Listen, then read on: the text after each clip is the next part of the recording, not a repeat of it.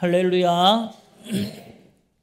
오늘 이 자리에 오신 여러분들을 다시 한번 주님의 이름으로 환영하고 축복합니다.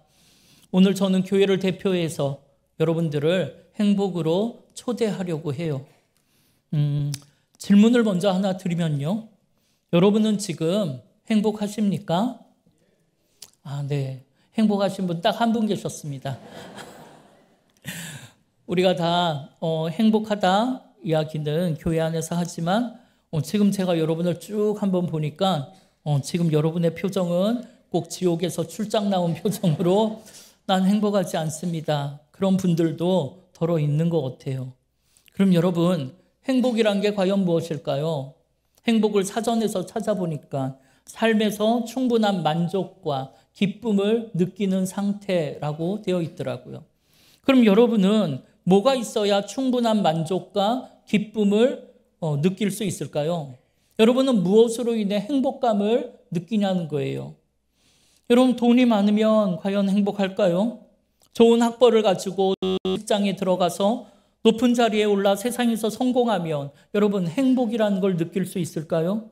그런데 여러분, 그렇진 않은 것 같아요. 통계에 따르면 우리나라 GDP는 세계 10위의 경제 대국을 이루었는데도 우리나라의 행복 지수를 평가해 보니까 OECD 38개 국가 중에 최하위급에 해당하는 36위를 기록하고 있다고 합니다. 그리고 자살률은 세계 1위, 또 이혼율도 세계 1위. 여러분, 그걸 보면 물질이 우리에게 행복을 주는 것은 아닌 것 같아요. 저는 목사로서 많은 사람들을 만나보거든요. 상담도 많이 하고 신방도 다니고요. 그런데 그런 이야기를 듣다 보면 어떨 때는 정말 마음이 아파서 들을 수가 없는 이야기가 너무 많습니다. 이건 실제 드라마에서나 나오는 이야기지 이게 실제 우리의 삶에서 일어날 수 있단 말인가? 그럴 때가 되게 많아요. 그러면서 제가 깨닫는 것은 세상에는 문제가 없는 가정이 없다는 거예요. 눈물이 없는 인생이 없다는 것입니다. 부유하다고 해서 행복한 것이 아니더라고요. 성공했다고 해서 건강하다고 해서 아픔이 없고 눈물이 없는 것이 아니더라는 겁니다. 여러분, 우리의 인생이라는 게 모두가 다 똑같더라는 거예요. 누구나 인생의 바다를 항해하다 보면 순풍에 돛단 듯 편안할 때가 있는가 하면 때로는 거친 풍랑과 싸워야 할 때도 있더라고요. 여러분, 비바람 한번 안 부는 인생이 어디 있겠습니까? 그런데 여러분, 문제는 우리가 그런 인생의 풍랑을 만났을 때 그 풍랑을 어떻게 이겨내느냐 하는 것이겠죠. 여러분, 우리 교인들은 이미 한번 들었던 이야기인데요. 요 옆에 익산에 이리 신강교회에 가면 우리나라 최대 축산업 회사인 하림을 경영하시는 김홍국 회장님, 김홍국 장로님이 계세요. 그 장로님은 고등학교 3학년 때 이 사업을 시작하셨는데요.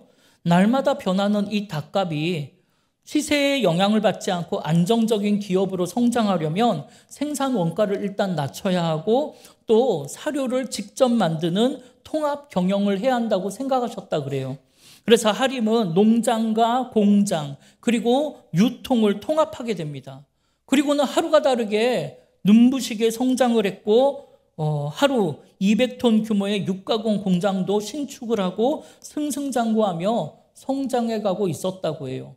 그런데 여러분, 그러던 어느 날 하림 익산 공장에 큰 대형 화재가 나서 몽땅 타버렸다고 해요.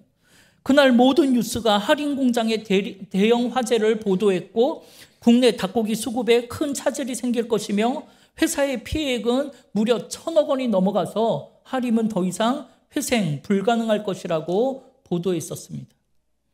여러분, 이렇게 고난이라는 불청객은 생각지도 못한 날 갑자기 우리를 찾아와서 우리의 모든 것을 빼앗아 가는 거예요. 그런데 여러분, 만약 여러분이 그런 상황을 맞닥뜨린다면 여러분 마음이 어떻겠습니까? 하루아침에 사업이 망해버리고 덜컥 큰 병에 걸리고 자녀들에게 문제가 생긴다면 여러분, 하늘이 무너진 것 같지 않겠습니까? 그런데 여러분, 오늘 우리가 읽은 성경 본문에도 보면 그런 안타까운 인생이 하나 나오는데요. 바로 38년 된 병자의 이야기입니다. 오늘 보면 2절부터 보면 예루살렘 성문 중에 양문이라는 그 문으로 들어가면 히브리 말로 은혜의 집이라는 뜻의 베데스다 연못이 있었다고 해요.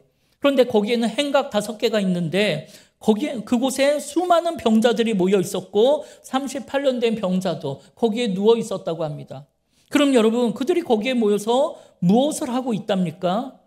그 연못의 물이 움직이기를 기다리고 있었다 그래요. 왜냐하면 어느 날 천사가 그 연못에 내려와서 그 물이 물결칠 때 그 물에 1등으로 들어가는 사람은 어떤 병에 걸렸어도 낫는다라는 이야기가 전해오고 있기 때문입니다.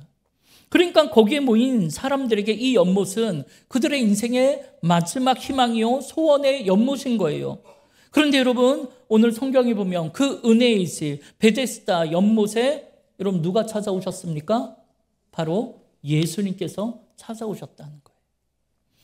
그럼 여러분, 우리가 요즘 요한복음을 계속 살펴보고 있는 것처럼 요한은 지금 여러 가지 사건을 우리에게 이야기하면서 하나님의 자녀된 우리가, 구원받은 우리가 이 풍랑의 세상을 살아갈 때 어떻게 살아가야 되는지에 대해서 권면하고 있는데요. 그럼 과연 이번 이 사건을 통해서는 우리에게 무슨 말을 하고 싶은 것일까요? 여러분, 먼저 본문에는 3종류의 병자가 등장합니다. 맹인, 다리 저는 사람, 혈기 마른 자가 거기에 있었다고 해요. 여러분, 여기에서 혈기 마른 자는 중풍병자를 이야기하는 거예요. 그럼 여러분, 그들의 공통점이 무엇이겠습니까? 그들 스스로의 힘으로는 그 물에 1등으로 들어가서 자신의 병을 고칠 수 있는 자가 없다는 것을 의미해요. 그런데 여러분, 여기가 어디라 그랬어요? 바로 하나님의 은혜가 넘치는 베데스다 연못, 즉 은혜의 집이라는 겁니다. 여러분, 은혜가 무엇입니까? 내가 은혜를 입었다라는 게 무슨 뜻이에요? 은혜는 자신의 능력이나 노력으로 얻은 것이 아니고 값없이 선물로 받은 게 은혜라는 거예요. 그런데 여러분, 이 은혜의 집에 모여있는 이 병자들이 은혜와 상반되는 이야기를 하고 있는 게 뭐냐면, 병이 나으려면 저 물이 움직일 때 내 힘으로 내가 노력해서 저 물속에 1등으로 들어가야 병을 고칠 수 있다는 사실입니다. 그런데 여러분, 특별히 언급한 이 3종류의 병자, 맹인, 다리 저는 사람, 혈기 마른 자는 어느 누구도 물이 움직일 때 스스로의 힘으로 그 물에 1등으로 들어갈 수 있는 사람은 없다는 거죠.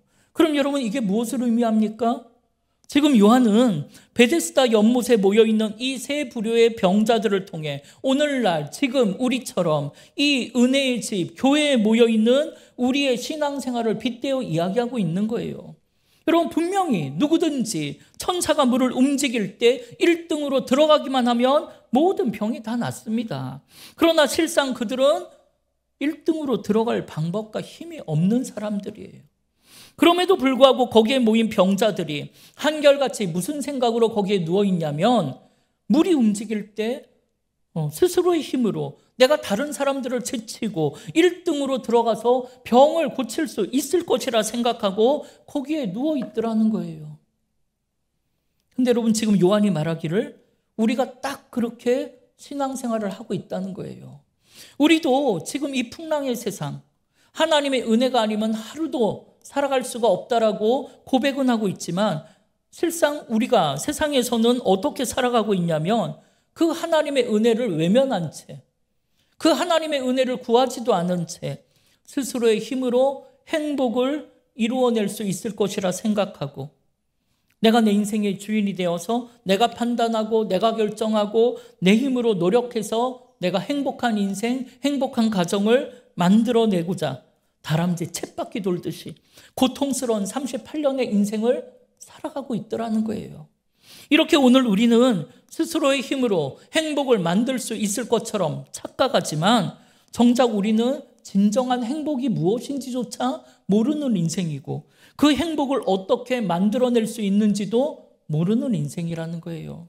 이에 요한은 그런 우리야말로 영적으로 보지 못하는 맹인이요, 걷지 못하는 다리 저는 사람이요, 움직일 수가 없는 혈기 마른 자가 아니겠냐라는 것입니다.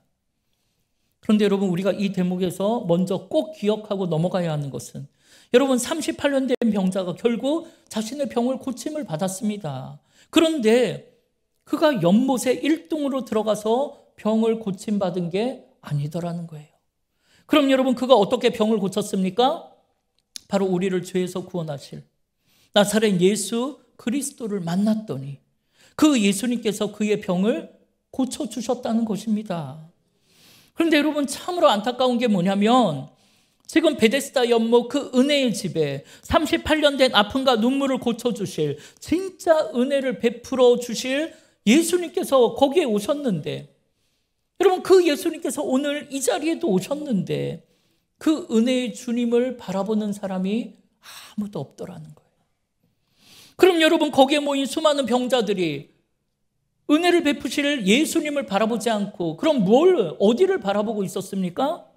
모두가 다 저 연못을 바라보면서 어떻게 하면 언제 저 물이 움직이나 어떻게 하면 저 물이 움직일 때 내가 다른 사람들을 제치고 1등으로 들어갈 수 있을까만 생각하며 눈이 빠지게 저 연못만 바라보고 있다라는 거예요.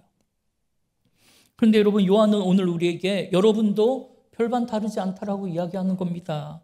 사실 오늘 우리도 예수님을 만나기만 하면 나의 모든 삶의 문제가 해결된다는 것을 깨닫기만 했을 뿐 결국 우리도 날 찾아오신 주님 값없이 나에게 은혜 베풀어 주실 그 기적의 주님을 바라보지 않는 건 마찬가지라는 거예요.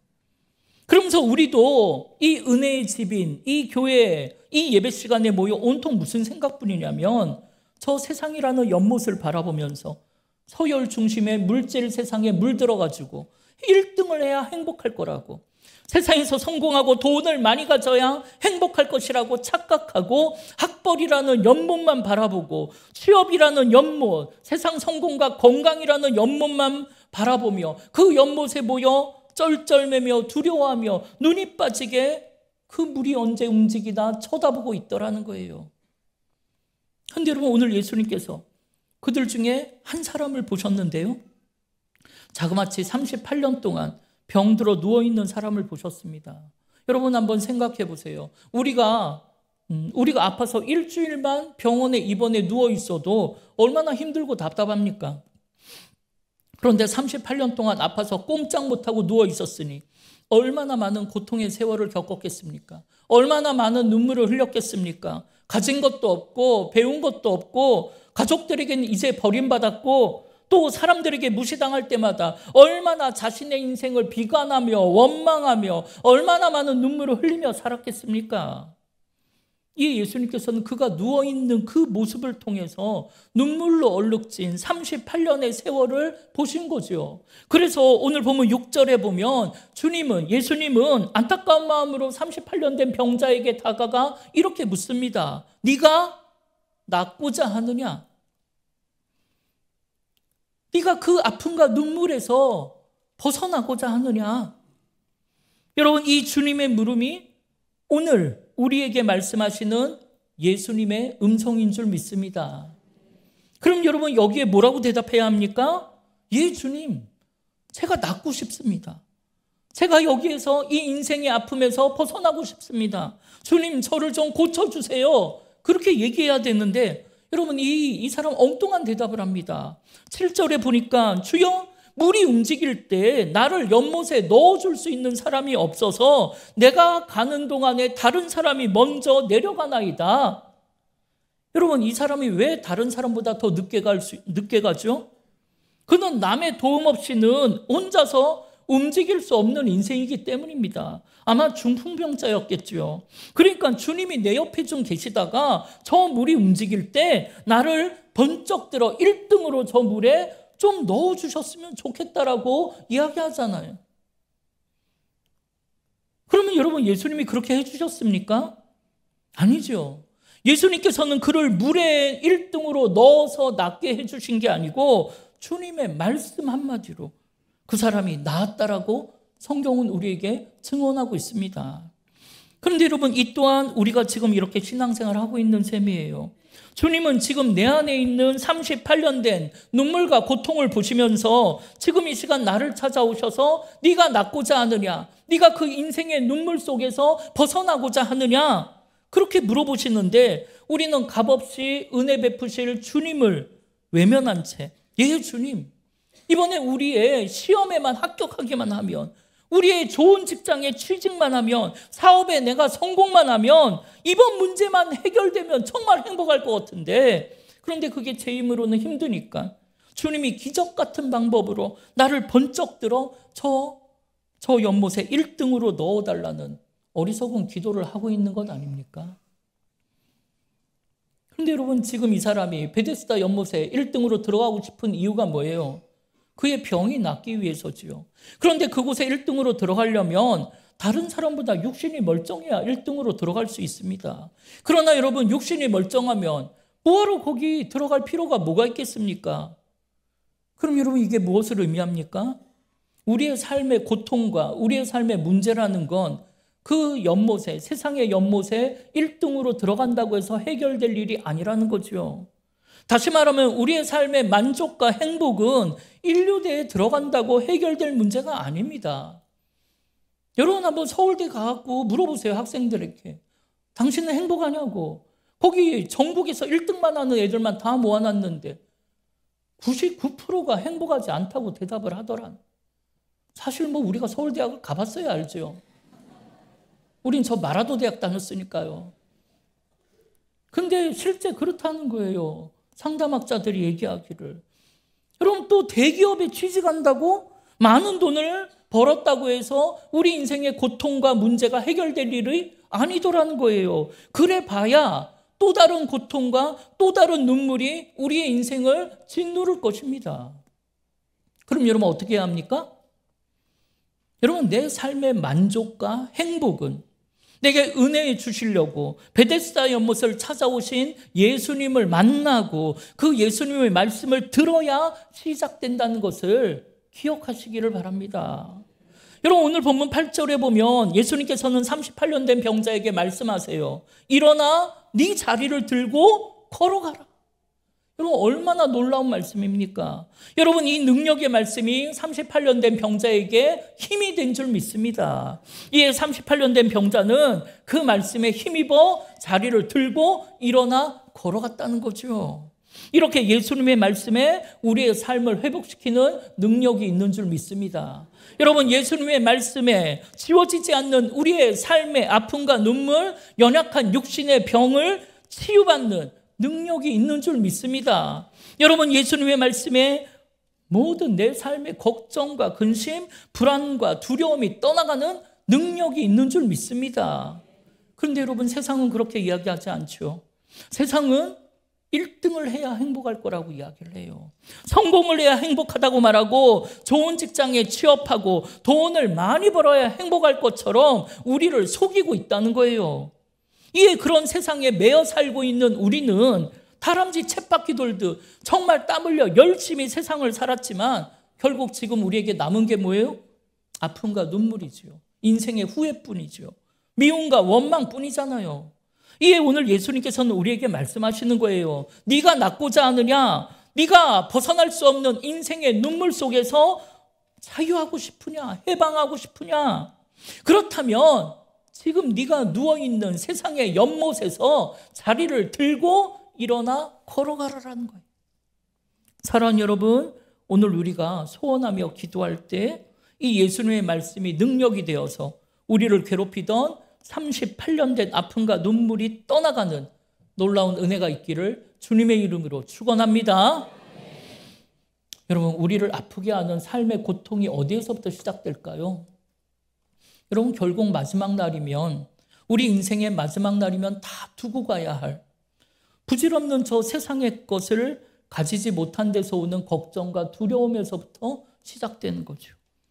그걸 가지기 위한 시기와 질투, 미움과 분노에서부터 삶의 고통이라는 게 시작되는 것 아닙니까? 물론 우리가 세상을 살아가는데 돈이 필요하지요.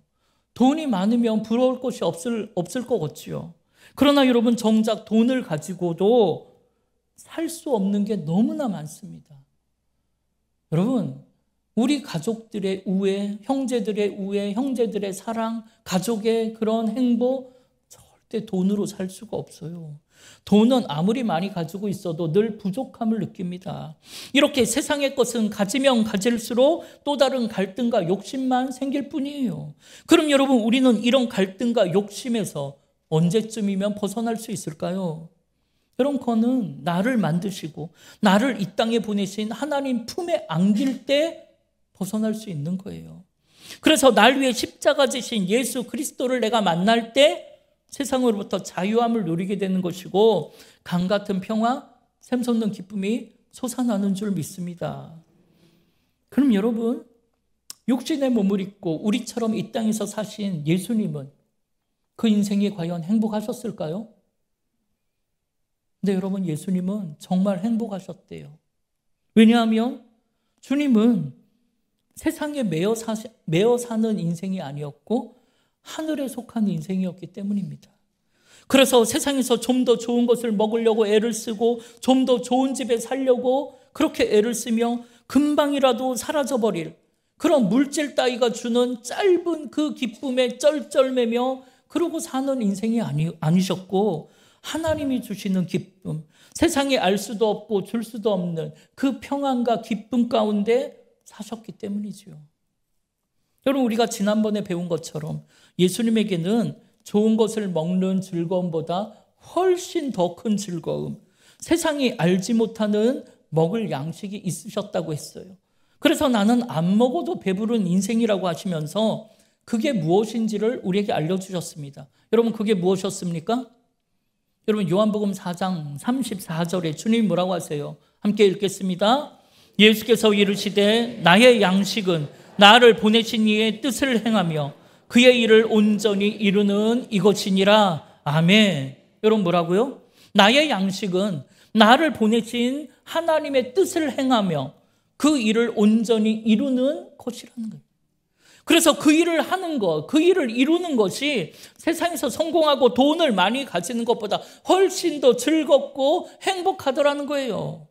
그럼 여러분, 나를 보내신 그러니까 예수님을 이 땅에 보내신 하나님의 뜻이 무엇이었습니까? 여러분, 우리가 배웠던 요한복음 3장 17절에 뭐라고 했어요? 함께 읽겠습니다. 하나님이 그 아들을 세상에 보내신 것은 세상을 심판하려 하심이 아니요 그로 말미암아 세상이 구원을 받게 하려 하심이라. 아멘. 여러분, 뭐라고요? 하나님이 예수님을 이 땅에 보내신 것은 그로 말미암아 세상이 구원을 받게 하려 하심이라는 거예요. 이에 예수님은 그 일을 행하는 것이 세상에서 성공하고 부자가 되는 것보다 훨씬 더 즐겁고 행복하셨다는 거예요. 그래서 예수님은 평생 그 길을 걸으셨기 때문에 행복한 인생이죠.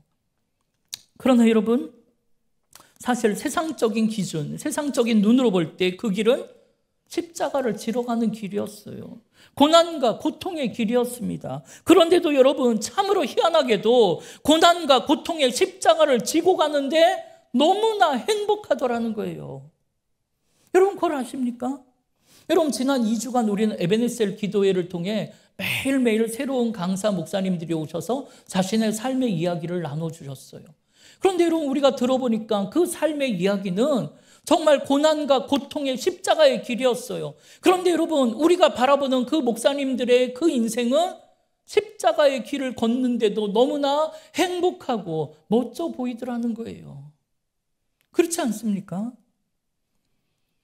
여러분, 독실한 기독교인이면서 우리가 일제강점기 때 조국의 독립을 위해 싸우던 윤동주 시인이 지었던 십자가라는 시, 여러분, 그 시에서 윤동주 시인은 이렇게 노래합니다. 그 시작이 이래요. 쫓아오던 햇빛인데 지금 교회당 꼭대기 십자가에 걸려 있습니다. 첨탑이 저렇게도 높은데 어떻게 올라갈 수 있을까요? 그러니까 여러분, 그렇게 기다리던 독립의 햇살이 저리도 높은 교회당 꼭대기에 올라갈 수 없는 십자가에 걸려 있더라는 거예요. 너무나 안타깝게.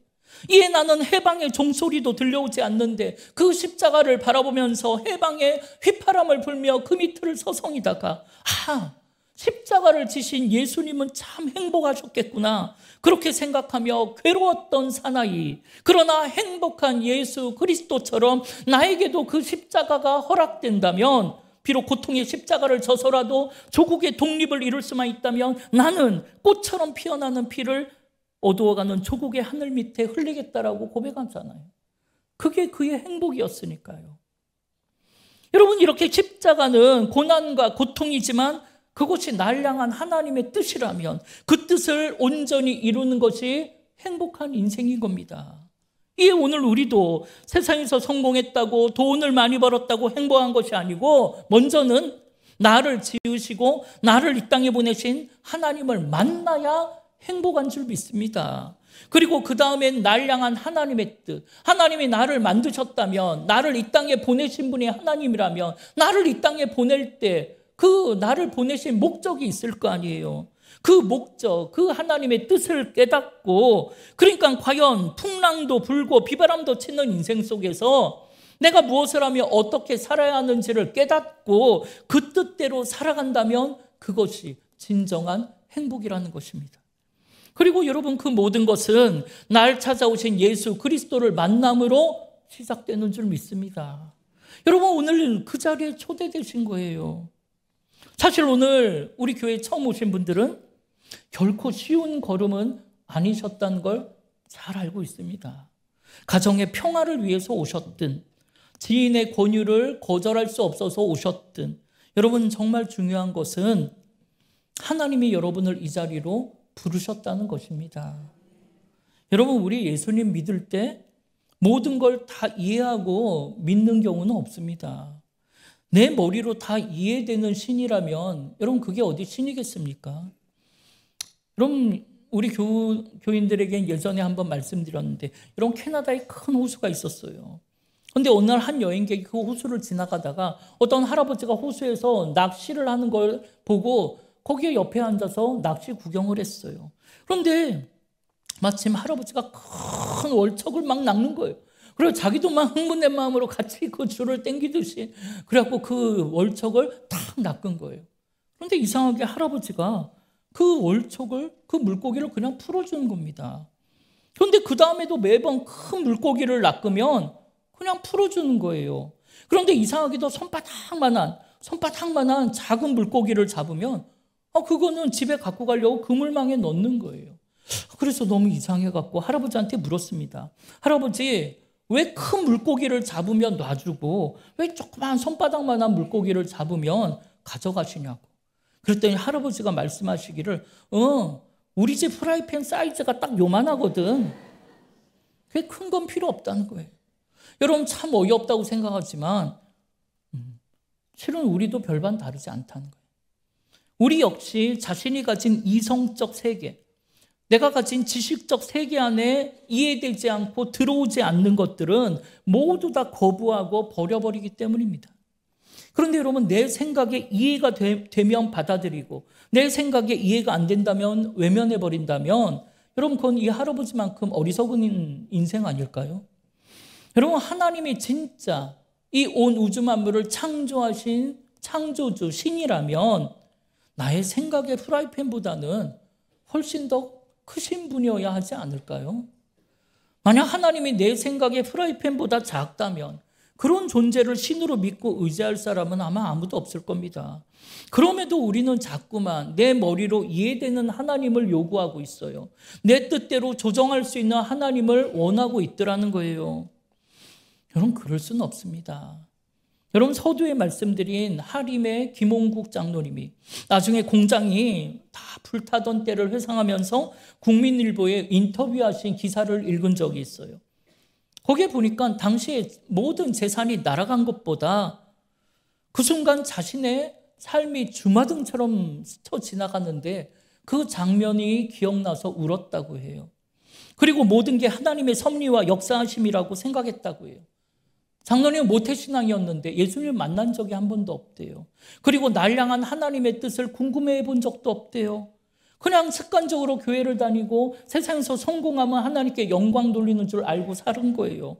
그래서 그런 형식적인 습관적인 신앙생활을 회개했고 오히려 공장 화재가 축복의 통로가 되어서 내 인생의 주인 되시는 하나님을 바라볼 수 있는 영안의 눈이 열리는 계기가 되었다고 해요. 결국 고난이 축복이 되었다고 고백을 합니다. 그리고 그때부터 진짜 행복이 뭔가를 깨달았고, 그래서 이제는 돈을 쫓아가는 인생이 아니고 오직 예수님만 쫓아가는 인생이 되어서 교회를 위해 또 소외된 이웃을 위해 말없이 봉사하며 살게 되었다 해요. 그런 동안 회사는 다시 일어나 국내 점유율 1위의 기업이 되었고 그 다음에 매출 3,618억의 매출을 올렸다라고 해요. 마찬가지로 오늘 우리도 여러분 세상의 연못을 쳐다보던 눈을 돌려서 나를 찾아오신 예수님, 내 삶의 아픔과 눈물을 닦아주시며 나를 치료하고 회복해 주실 그 예수님을 좀 바라보시기를 바랍니다.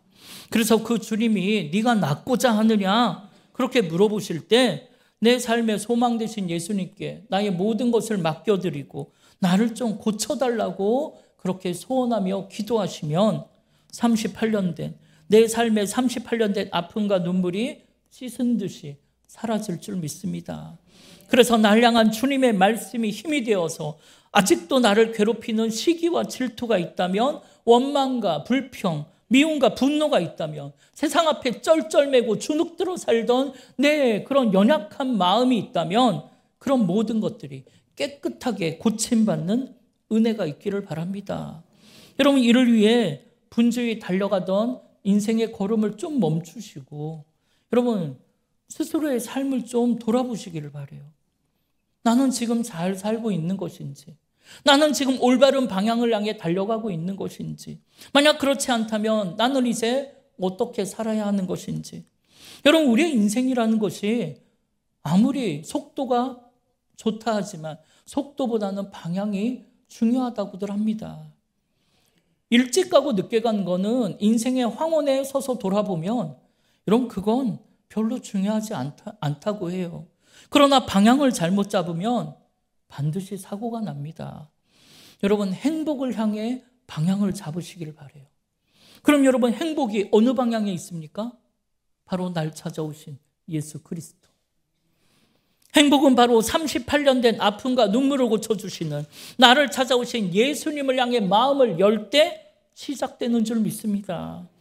여러분, 오늘 그 행복의 시작, 예수님을 향해 마음의 문을 활짝 여시고 우리 주님이 주시는 참된 위로와 회복의 역사를 통해서 평안과 기쁨이 넘치는 행복한 인생 살아가시기를 주님의 이름으로 축원합니다. 아멘. 우리 이 시간 주보에 있는 아까 불렀던 행복이라는 찬양 우리 한번 다시 부를 텐데요. 여러분, 이 찬양 부를 때 정말 주님을 향해 마음의 문이 활짝 열리는 은혜가 있기를 바랍니다.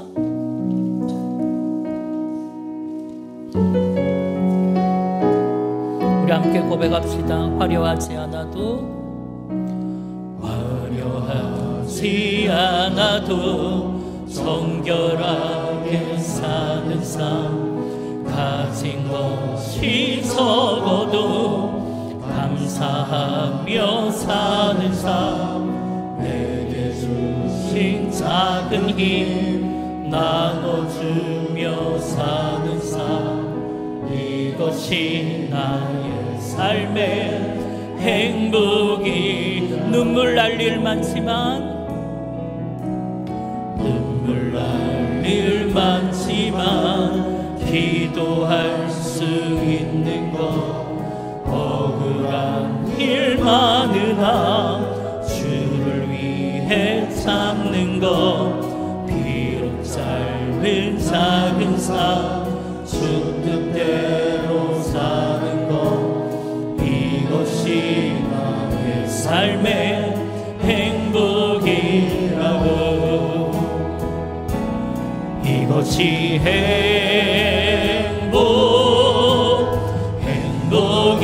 행복이라고. 세상에 알 수 없는 하나님 선물, 이것이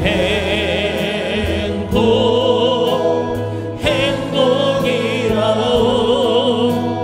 하나님의 자녀로 살아가는 것, 이것이 행복. 우리 다시 한번 고백합니다. 이것이 행복, 이것이 행복이라고.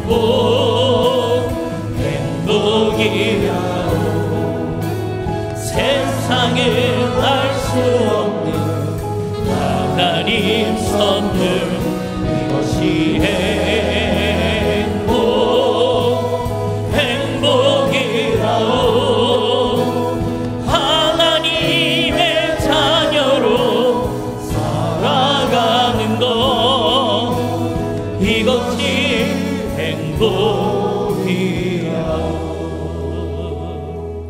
우리 시간 함께 한번 소원하며 하나님 앞에 기도 한번 해볼 텐데요. 여러분도 세상의 것을 통해 행복을 만들 수 있다고 생각하셨다면, 여러분의 힘으로 행복한 인생, 행복한 가정을 만들어 보겠다고 애를 쓰셨다면, 여러분 그게 말처럼 쉽게 되던가요? 그렇지 않아요. 우리의 삶에 남은 거는 인생의 후회뿐이에요. 아픔과 눈물뿐이더라고요. 그렇다면 여러분 지금 방향을 좀 수정할 때예요. 어디를 향해? 행복의 시작 예수 그리스도를 향해. 여러분에게 값없이 행복을 주시려고 찾아오신 주님을 좀 만나고 싶다고 여러분 기도하십시다. 주님을 만나고 그 주님을 나도 좀 느껴보고, 그 주님이 주시는 그 은혜, 그 사랑, 그 행복을 하나님 나도 좀 느끼게 해달라고. 그래서 마지막 날이면 다 놓고 갈, 세상 붙잡고 쩔쩔매며 미련두며 욕심부리며 살지 않고 정말 하늘에 속한 자가 돼요. 정말 열려있는 하늘 바라보며 행복한 인생 살게 해달라고 우리 주의 이름을 한번 부르며 우리 소원하며 합심으로 기도하겠습니다.